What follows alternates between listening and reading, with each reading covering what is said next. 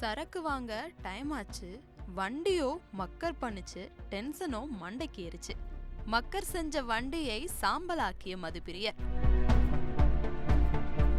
கடலூர் மாவட்டம் காட்டுமன்னார் கோயில் அருகே சர்வராஜப்பேட்டை கீழத்தெருவை சேர்ந்தவர் மணிகண்டன்.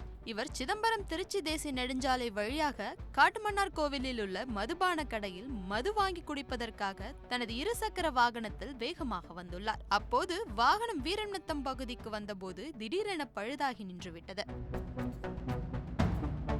இதனால் தனது இருசக்கர வாகனத்தை பலமுறை அவர் ஸ்டார்ட் செய்ய முயற்சி செய்துள்ளார். ஆனால் வாகனமோ ஸ்டார்ட் ஆகவில்லை. இதனால் ஆத்திரமடைந்த மணிகண்டன் போதையில் தனது வாகனத்திலிருந்து பெட்ரோலை திறந்துவிட்டு நடுரோட்டில் தீ வைத்து எரித்து விட்டார். இதனால் வாகனம் கொழுந்துவிட்டு எரிந்து முழுவதும் எரிந்து நாசமானது. இந்த சம்பவத்தால் சில மணி நேரம் அந்த பகுதியில் போக்குவரத்து பாதிக்கப்பட்டது. இதனை பார்த்த அந்த வழியே சென்ற வாகன ஓட்டிகள் அதனை வீடியோவாக பதிவு செய்து இணையத்தில் வெளியிட்டனர். இந்த வீடியோ தற்போது இணையத்தில் வைரலாகி வருகிறது.